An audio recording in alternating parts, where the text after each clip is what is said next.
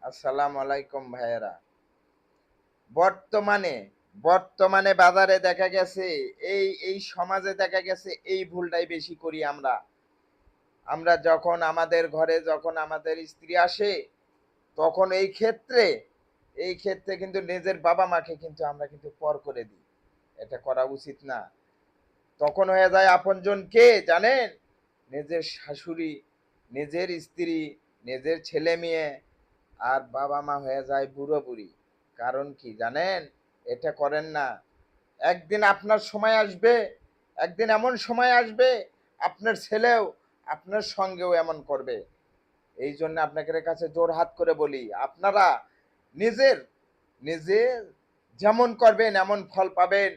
বাবা-মাকে কেউ কষ্ট দেবেন না। আপনার ছেলেও আপনার সঙ্গে এমন করতে পারে। এইজন্য যার ভালোবাসা সেখানেই দিতে হবে।